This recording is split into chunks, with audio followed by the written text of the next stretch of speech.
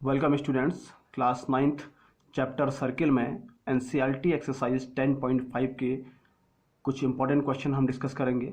सबसे पहले देखते हैं question number 5। In figure A B C and D are 4 points on a circle.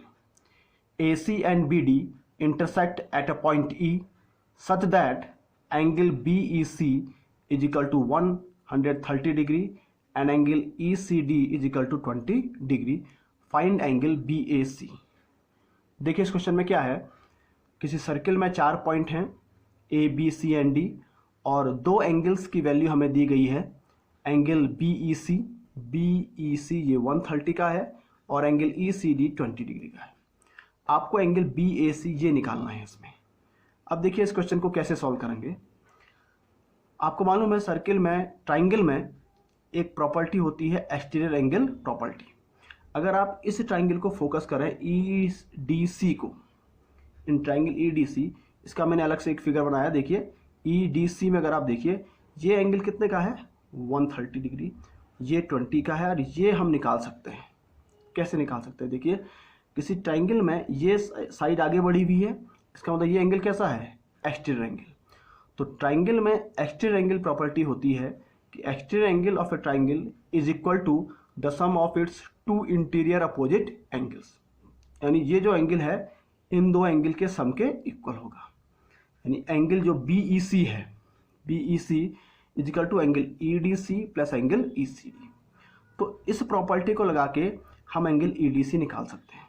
देखिए एंगल BEC हमें दिया है 130, एंगल EDC निकाला और एंगल ECD भी हमको दिया गया है, दैट इज 20 डिग्री।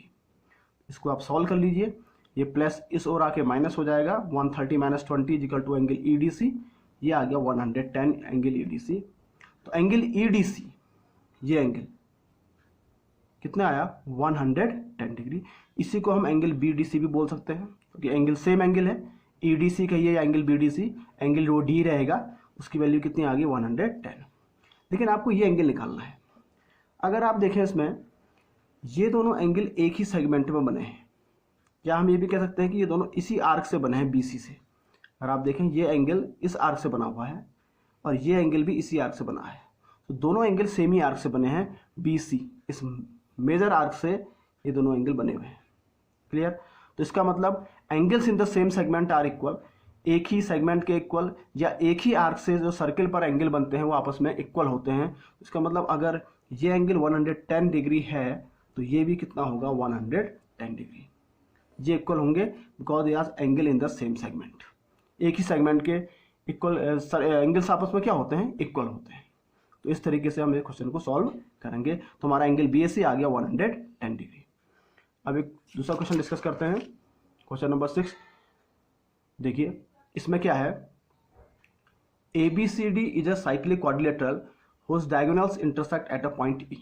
अगर आप इस फिगर में देखें कि ABCD एक साइक्लिक क्वाड्रिलेटरल है जिसके डायगोनल्स AC और BD एक दूसरे को E पॉइंट पर इंटरसेक्ट करते हैं। और ये हमें दिया गया है कि एंगल DBC कितना है 70 degree, angle DBC that is 70 degree, angle BAC ये 30 डिग्री है। तो फाइंड एंगल BCD। पहला वो पार्ट कह रहा है कि एंगल BCD, यानी ये पूरा एंगल हमें निकालना है, BCD ये एंगल हमें निकालना है। Further if AB is equal to AC find angle ECD। दूसरा हमें एंगल ECD निकालना है। तो पहले हम इस पर फोकस करेंगे। अब देखिए इस क्वेश्चन को कैसे सॉल्व करेंगे। आपको इस फिगर में देखिए ये एंगल 70 डिग्री है। अगर आप देखें ये एंगल किस आर्क से बना हुआ है, इस एंगल के दो एंड अगर आप लें तो ये इस आर्क से बना हुआ है। देखिए DC से, इसको मैं थोड़ा हाईलाइट कर रहा हूँ, DC से ये आर्क सर्किल की बाउंड्री पर एंगल बना रहा है एंगल DBC। और अगर आप देखें यही आर्क सर्किल की बाउंड्री पर एक और एंगल बना रहा है एंगल DAC। तो एक ही आर्क से सर्किल पर दो एंगल बन रहे हैं, एक ये एंगल और एक ये एंगल। तो ये अगर 70 है तो ये भी क्या होगा 70 डिग्री होगा। Angle DAC is equal to angle DBC because angle made by the same arc. या हम ये भी कह सकते हैं कि एक ही सेगमेंट में एंगल बने हुए हैं, ये आपस में क्या है इक्वल है। तो ये कितने का हो गया 70 डिग्री का हो गया। नाउ ये 70 है और ये 30 है, तो we can find angle DAB। Angle DAB क्या होगा, इन दोनों के सम के इक्वल हो जाएगा। सो एंगल DAB क्या होगा, angle DAC plus angle BAC, इन दोनों को ऐड कर दें तो 70 + 30, ये पूरा एंगल जो DAB निकल गया है दैट इज 100 डिग्री। तो ये 100 डिग्री निकल गया। क्लियर है। अब इसके बाद अगर हम देखें तो हमें साइक्लिक क्वाड्रिलेटरल की प्रॉपर्टी मालूम है कि साइक्लिक क्वाड्रिलेटरल के अपोजिट एंगल का सम 180 डिग्री होता है।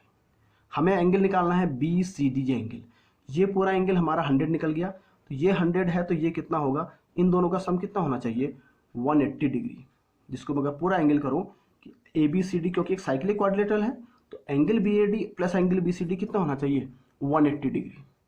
एंगल BAD हम निकाल चुके हैं 100 डिग्री और एंगल BCD निकालना है, इन दोनों का सम 180 होगा। इसको सॉल्व कर रहे हैं तो ये 180 - 100 दैट इज 80 डिग्री। तो ये एंगल पूरा कितने का आ गया, 80 डिग्री का आ गया। तो ये पहला पार्ट हमारा जो था एंगल BCD निकालना, ये हमने निकाल दिया 80 डिग्री। अब इसका एक और है, इफ AB = BC, अगर AB और BC आपस में इक्वल होंगे तो आपको एंगल ECD निकालना है, ये एंगल निकालना है ECD। अब देखिए दो साइड इक्वल दिए इस ट्राइंगल में, AB और BC इक्वल है। इस ट्राइंगल को फोकस कर रहे हैं अगर हम, ये देखिए इस तरीके से, ये A, B और C, ये दो साइड अगर इक्वल हो जाएं तो ये एंगल भी आपस में क्या हो जाएंगे, इक्वल। इक्वल साइड्स के अपोजिट एंगल्स इक्वल होते हैं, तो ये तो 30 डिग्री है ही, तो ये भी क्या हो जाएगा, 30 डिग्री।